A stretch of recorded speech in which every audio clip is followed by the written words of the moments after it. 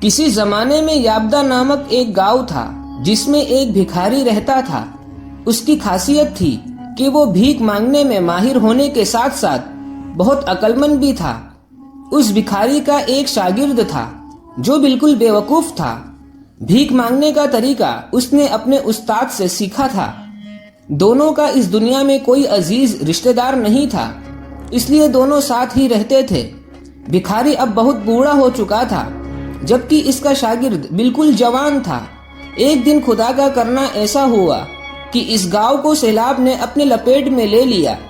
سارے گاؤں کے کچے مکان تھے جس وجہ سے وہ سیلاب میں بہہ گئے۔ سیلاب میں ان کا کچا پکا سا گھر بھی بہہ گیا۔ سارے کا سارا گاؤں درہم برہم ہو گیا۔ گاؤں کے لوگوں کے ساتھ ساتھ انہوں نے بھی گاؤں چھوڑنے کا فیصلہ کر لیا۔ ایک روز انہوں نے اپنے گاؤں کو خیر باد کہہ دیا اور گاؤں سے باہر نکل گئے۔ انہوں نے گاؤں کو آخری مرتبہ دیکھا تو ان کی آنکھوں میں آنسو بھر آئے۔ اس گاؤں میں انہوں نے زندگی کے نہ جانے کتنے دن گزارے تھے۔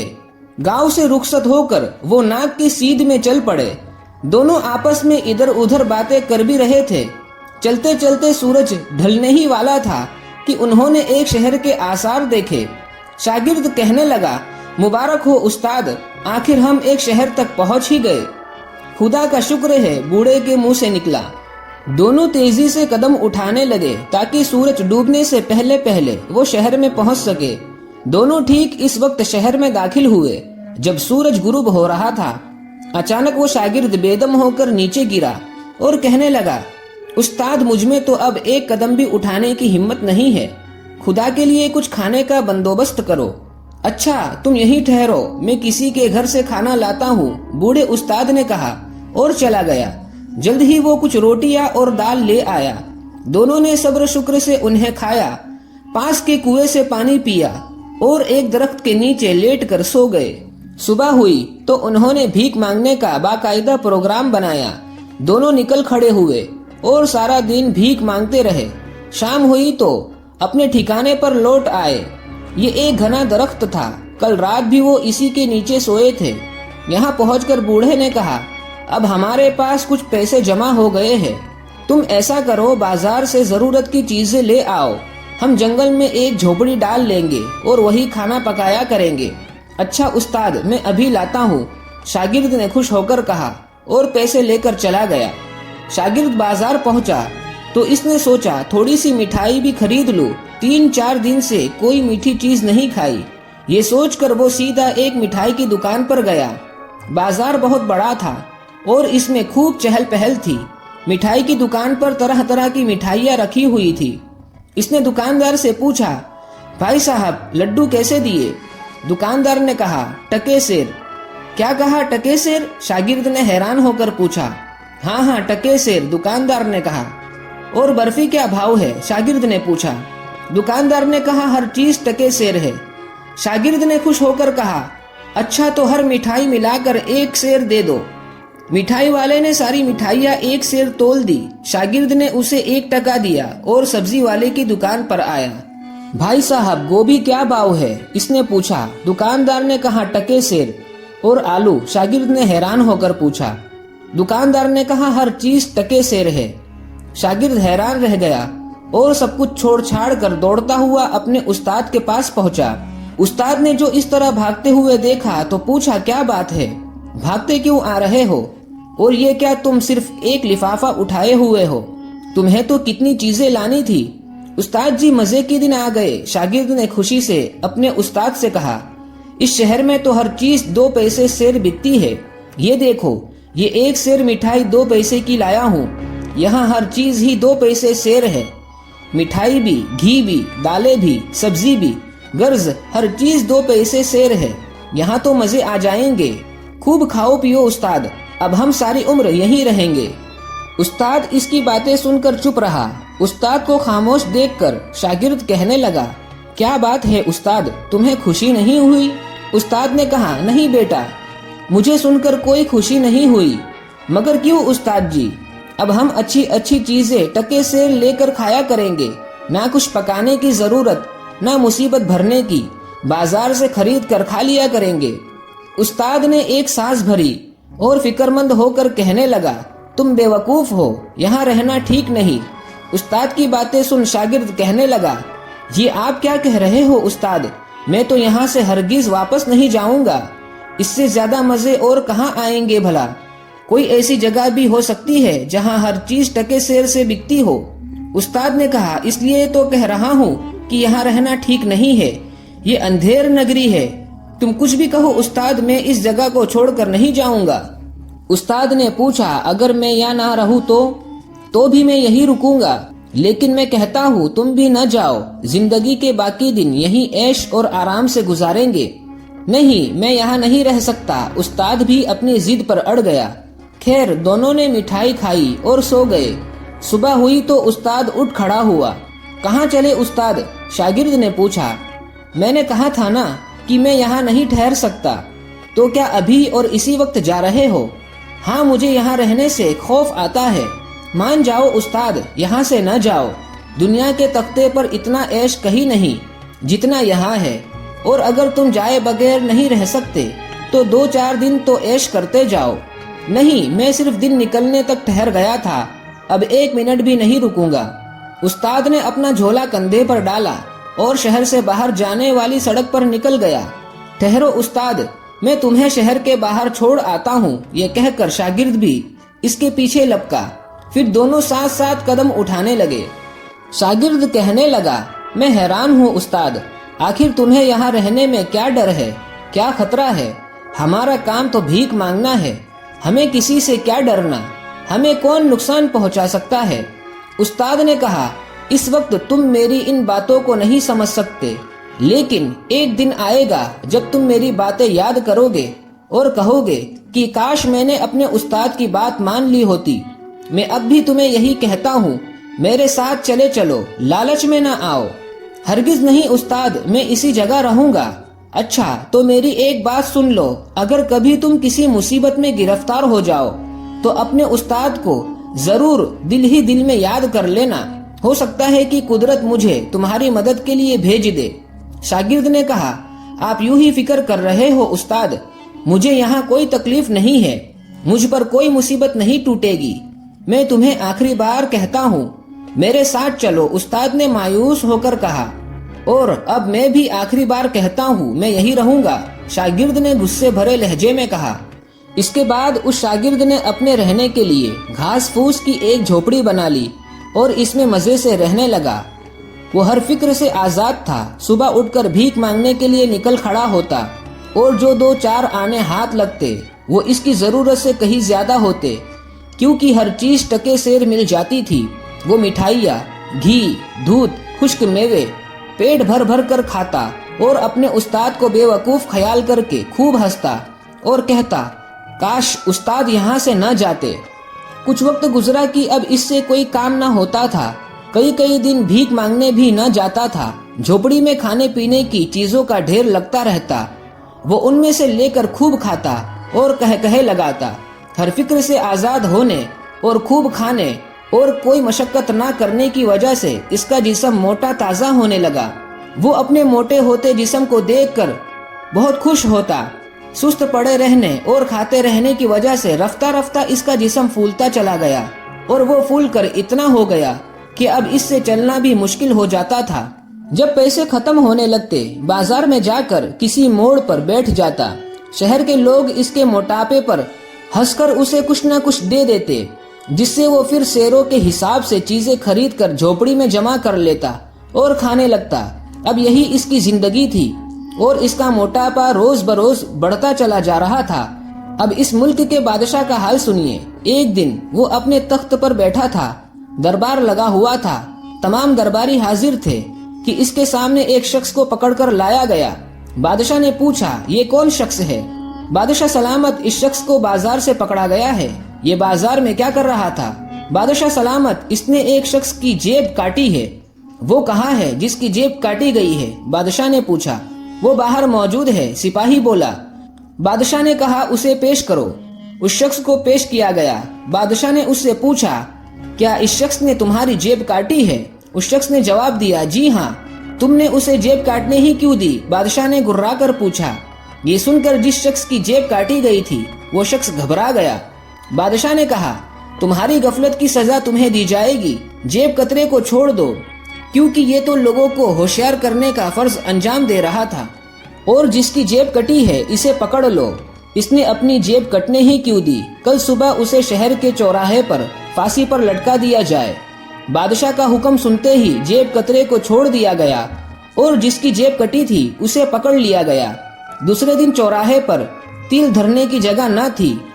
इस बेगुनाह शख्स को जंजीरों में पकड़कर चौराहे पर लाया गया। वो गरीब थर थर कांप रहा था। लोगों की तादाद में लम्हा बलम्हा इजाफा हो रहा था। आखिर में बादशाह सलामत की सवारी आई। बादशाह एक ऊंची जगह पर खड़ा हो गया और इसने इशारा किया कि फांसी दे दी जाए। जल्लाद आगे बढ़ा। इसने फंदा उस आदमी की गर्दन में डाला, लेकिन फंदा ढीला था और वो शख्स बहुत दुबला पतला था। जल्लाद में भी इतनी अकल कहाँ थी कि फंदे की गिरह को तंग कर देता। हैरान और परेशान कभी फंदे और कभी इस आदमी की गर्दन को देखने लगा।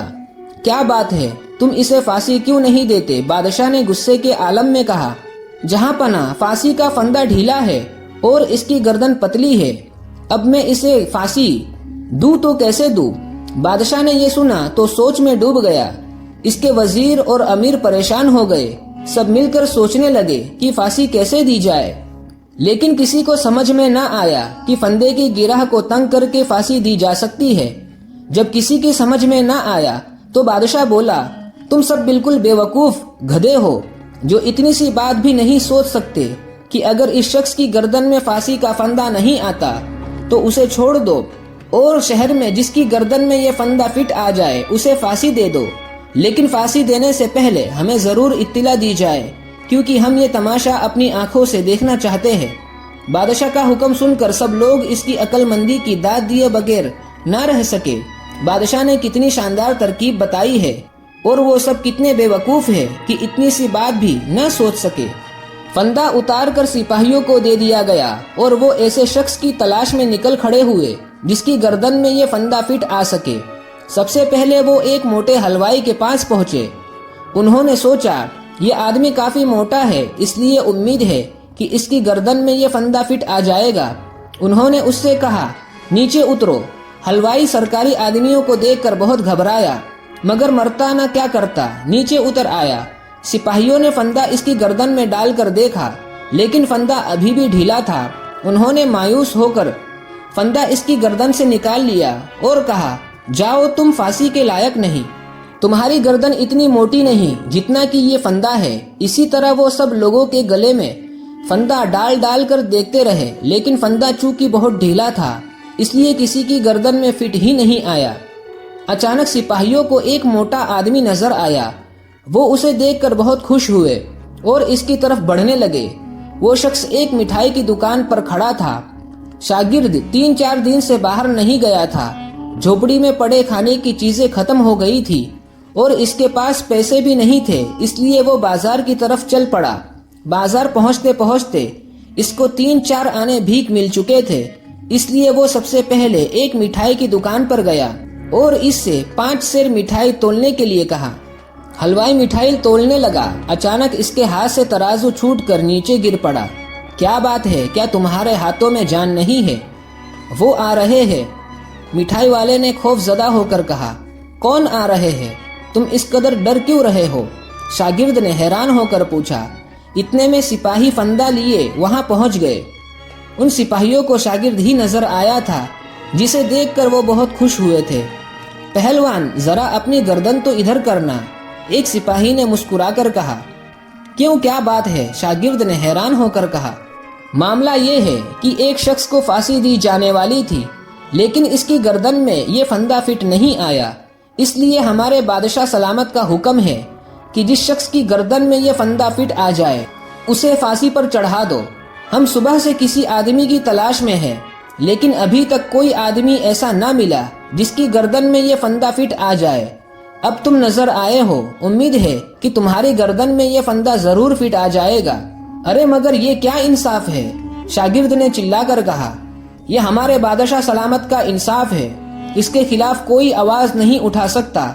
यहाँ हर चीज टके सेर इनके हुक्म से बिकती है, सिपाही ने कहा और एक ने अपने साथियों को इशारा किया। शागिर्द को जकड़ लिया गया। फांसी का फंदा इसके गले में डाला गया तो वो बिल्कुल फिट आया। सिपाही ये देखकर बहुत खुश हुए और उसे कैद खाने की तरफ ले चले। अब शागिर्द को मालूम हुआ कि उसका उस्ताद यहाँ रहने से क्यों डरता था, लेकिन अब पछताने से क्या हासिल हो सकता था। उसे कैद खाने में डालकर बादशाह को ये खबर सुना दी गई कि एक ऐसा शख्स मिल गया है जिसके गले में फांसी का फंदा फिट आ गया है। बादशाह इस खबर को सुनकर बहुत खुश हुआ। इसने उसी वक्त हुक्म दिया कि उसे कल शहर के चौराहे पर फांसी पर लटका दिया जाए।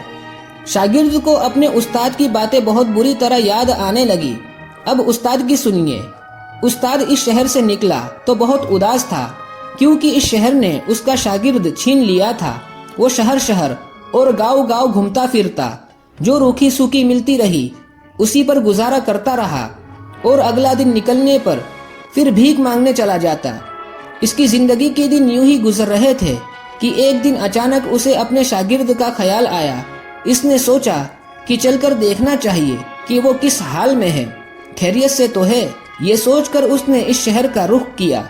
सारा दिन और सारी रात चलते रहने के बाद वो शहर में दाखिल हुआ और इस जगह पर पहुंचा जहां उन्होंने कयाम किया था।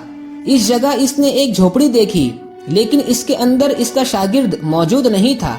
वो उसे ढूंढता हुआ शहर के चौक की तरफ चल पड़ा। रास्ते में उसे हर कोई शख्स चौक की तरफ बढ़ता हुआ नजर आया। इसने एक आदमी से पूछा कि ये सारे लोग चौक की तरफ क्यों जा रहे हैं। तो इसने बताया कि आज एक आदमी को चौराहे पर फांसी दी जाएगी। ये सब लोग वही तमाशा देखने जा रहे हैं। वो भी चौराहे की तरफ बढ़ने लगा। एक तरफ से उसे 7-8 सिपाही आते हुए नजर आए। उनके साथ एक मोटा ताजा आदमी जंजीरों में पकड़ा हुआ था। उस्ताद ने इस मोटे आदमी को देखा तो पहचान न सका। जब वो करीब आया तो शागिर्द की नजर अपने उस्ताद पर पड़ी। वो चिल्ला उठा, उस्ताद उस्ताद। उस्ताद के कान खड़े हुए। अब जो इस मोटे आदमी को गौर से देखा तो उसे पहचान लिया और हैरान होकर बोला, ये तुम हो? हाँ उस्ताद। तुम इस हाल में कैसे पहुंचे? शागिर्द ने सारा मांजरा कह सुनाया। उस्ताद ये सुनकर सोच में पड़ गया। फिर शागिर्द के कान के करीब मुंह ले जाकर बोला, अब तुम्हें बचाने की सिर्फ एक ही तदबीर है। वो क्या उस्ताद? शागिर्द ने खुश होकर पूछा।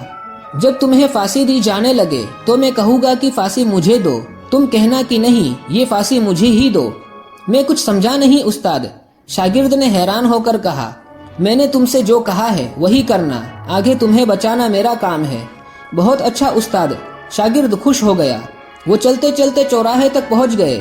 शागिर्द को फांसी के तख्ते पर खड़ा कर दिया गया। फांसी का फंदा इसकी आंखों के सामने झूल रहा था। वो उसे देखकर सहम गया कि कहीं इसका उस्ताद उसे बचाने में नाकाम न हो जाए।